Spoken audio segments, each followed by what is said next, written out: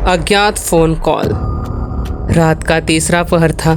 शहर की गलियां सुनसान थी और घना कोहरा छाया हुआ था।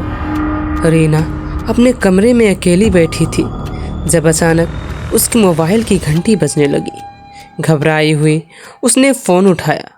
कोई नंबर स्क्रीन पर नहीं दिख रहा था, बस अज्ञात कॉलर लिखा हुआ आ रहा था। उसने कांपती हुई आवाज़ में कहा, हेलो। दूसरी तरफ से सिर्फ धीमी सांसों की आवाज़ आई। कुछ पल तक कोई जवाब नहीं मिला। रीना ने फ़ोन काटने की कोशिश की, लेकिन फ़ोन खुद ब खुद कटने के बजाय दोबारा बजने लगा। अब उसकी धड़कनें तेज़ हो गई थी। उसने फ़ोन को उठाकर फिर से पूछा, कौन हो तुम?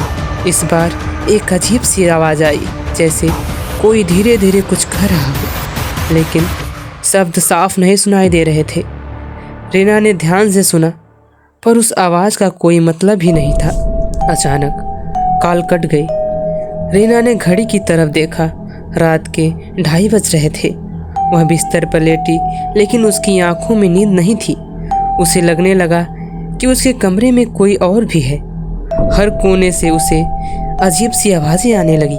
उसने खुद को समझाया कि ये बस उसका वहम है, लेकिन तभी खिड़की के बाहर किसी के खड़े होने का आभास हुआ।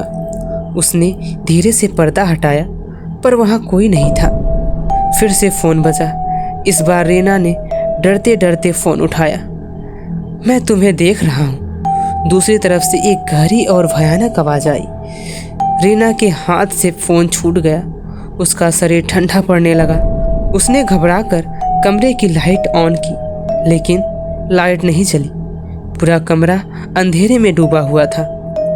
वह तेजी से दरवाजे की तरफ भागी, लेकिन दरवाज़ा जैसे अपने आप लॉक हो चुका था। रीना ने दरवाज़ा खोलने की कोशिश की, पर वह नहीं खुला। तभी कमरे में अचानक ठंडक बढ़ने लगी। उसकी सांसें तेज हो गईं। उसे अपने पीछे किसी की उपस्थिति का एहसास हुआ। उसने डरते डरते पीछे मुड़कर देखा। वहाँ एक परछाई थी, एक लंबी अंधेरी आकृति जिसकी आंखें जलती हुई लाल थी। रीना ने चिल्लाने की कोशिश की, लेकिन उसकी आवाज़ जैसे गले में ही लटक गई। वह कुछ कदम पीछे हट गई, पर वो परछाई धीरे धीरे उसकी ओर बढ़ने लगी। अचानक दरवाज़ा खुद ब खुद खुल गया और एक जोरदार आवाज़ के साथ बिजली कड़कने लगी। रीना ने पूरी ताकत से भागने की कोशिश की, पर उसके कदम जमे हुए थे। वह बस चीखने ही वाली थी कि वहीं फ़ोन फिर से बजने लगा।